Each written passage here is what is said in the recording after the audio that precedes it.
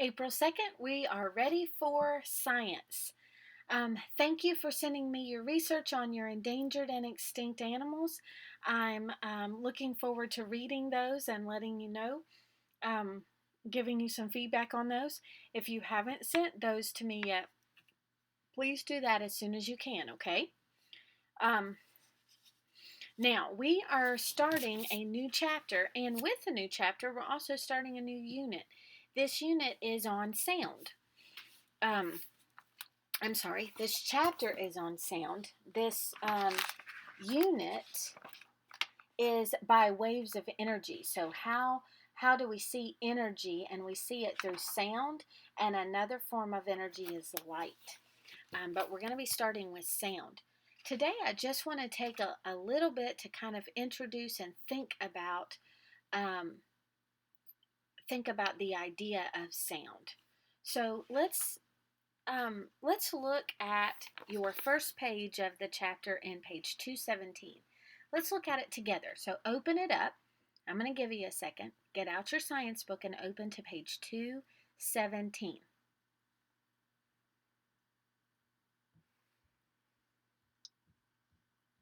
You ready? Okay. It says Lawrence J. Fogel was an engineer who worked for an aircraft company.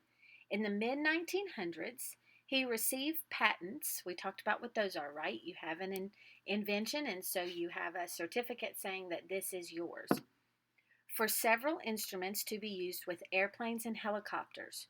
One design was especially useful. It reduced the noise that interfered with a pilot's ability to listen to people on the radio.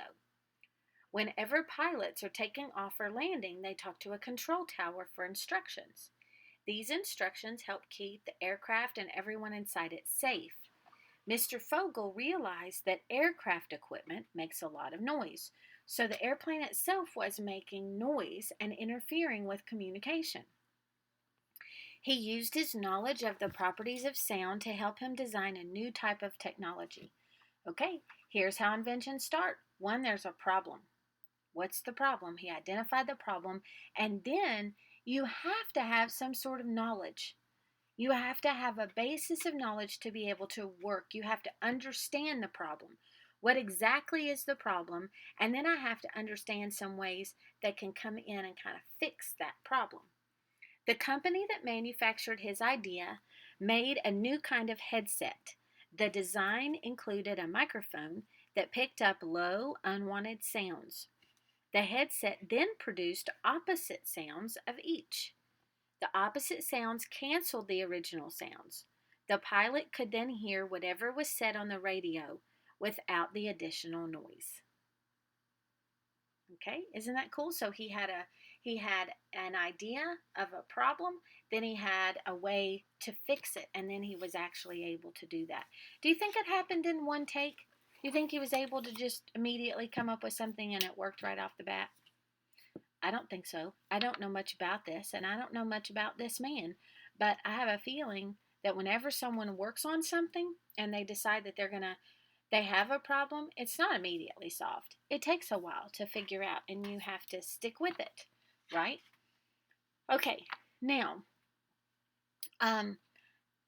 as we get into this idea of sound, I'm going to take some time as we go to teach you a little bit of sign language, because there are some people for whom sound doesn't mean a lot because their brains aren't able to process that sound. It's not that they don't have ears. It's not that their ears don't work. It's that their brain is not processing the sound that's coming in correctly. And there are some ways there are some people who have invented things to help fix that. We've had hearing aids and cochlear implants are some ways that the processing has been fixed a little bit.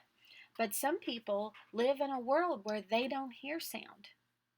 And I want you to think about what that might be like. Think about all of the sounds that your brain picks up and that is part of your normal day that you have completely ignored. And think about living without those. Now, some you might say, well, it would be pleasant not to have that noise or somebody screaming or this or that. Yes, but I think even after a while you would miss those unpleasant noises. But think about waking up in the morning and hearing the birds outside. Or just sometimes the comforting noise of the dryer just going on and on and on in the background. Okay, or listening to your favorite show or your song, a favorite song that you love. Okay, so I want to take the first verse of John that we learned. In the beginning was the Word. Okay, so we're going to start with that, and I'm going to teach you the signs for this. Ready? In, so you're putting something in the beginning. And a lot of times we don't do, when I skipped over it's an article. You don't sign all of those articles. Okay, signing is kind of breaking it down to understanding what is the basics, what are the main words that I need. Okay, so in, and I want you to think of beginning as like starting a car. I'm putting the key in the ignition. Here's my ignition, and I'm turning it. Okay, so in the beginning, all the way at the beginning. In the beginning was comes on the side of your face like this, was the Word. Now, word is your finger. You're going to grab your finger and pull it up. Was the Word. And the Word was with. Now, for with, I have my fist with my thumbs up and I'm pushing them together. With. Two things coming together. Now, let's go at the beginning. In the beginning was the Word, and the Word was with God. You've learned this in some of the songs that you've done for our Christmas programs, right? So God goes up and comes straight down. In the beginning was the Word, and the Word was with God. And we can do and. We're going to pull like a string straight across your chest. And the Word was God. Let me make sure I got that right. Let's go back to the beginning. In the beginning was the Word, and the Word was with God, and the Word was God. Okay, we're only using a few words there. Very good. Now, how about the alphabet? You want to know the alphabet? Okay, let's do a few letters today. Here we go. A. A is a fist with your thumb on the side. A. B. Okay, put your thumb in front. C. Okay, do that. A, B, C. D. See my D? Okay, so fingers together. Don't do it this way. Okay, 3 fingers down, pointer finger up. These make a circle. Okay, D, E. Make like a claw. Put your fingers down like this. Now put your thumb in and bring your fingers down on top of it. E. It even kind of looks like an E. Like this. Here's goes like that. A lowercase e. E. Go back to A.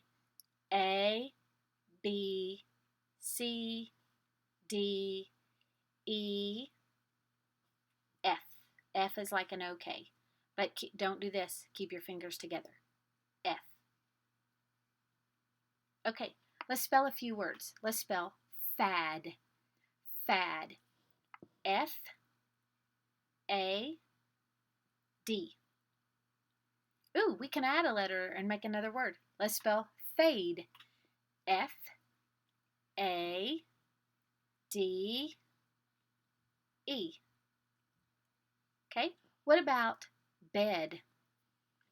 B, E, D. What about bad? B, A, D. Now, if we added an E to bad, what would we have? B, A, D, E. What word is that? Bade. Bade. Okay, that was some good practice. Okay, now what I want you to do, and you're thinking ahead for this idea of sound, is I want you to look at page 145 in your activity manual. This is your looking ahead page, and this is to give you a little bit of an idea of what do I know? What do I know, and what do I need to know, and what do I want to know? So 1 through 8 tells you to mark the sentence that you think. Now you're not looking ahead in your book. You're not trying to get the right answer. This is going only off of what your background knowledge is. What do you already know? And if you don't know it, don't worry. Read the two statements and figure out what you think might be the right one. So on number 1, you have two choices. We could barely see the vibration of the hummingbird's wings. The frequency of a wave is a vibration. Mark the sentence that uses the bold term correctly. So you are trying to figure out which one of those sentences is correct, using the dark word correctly. And then you're just going to try all of those. Again, please don't worry. If you're like, oh, I don't know, don't worry about it, okay? This is only just kind of giving you an idea of some of the words we're going to talk about, some of the concepts that we're going to be learning this chapter. Now, look at the last two questions. How is sound measured, and the uses of sound? And it says write a question for something you would like to learn. So write a question about how is sound measured, having something to do with that whole concept. And then the uses of sound. How do we use sound? Write some questions there about the uses of sound. Okay, now in the comments below, I want you to sit still for just a moment, and I want you to listen around you, and I want you to write 3 things below of different sounds that you can hear. 3 different sounds that you notice around you, okay? And it might be something you never thought about before. Try to be really still, there's my Tennessee accent coming out, still and quiet, and pick up on those sounds that you might otherwise just kind of skip over. List 3 below in the comments. Have a good day.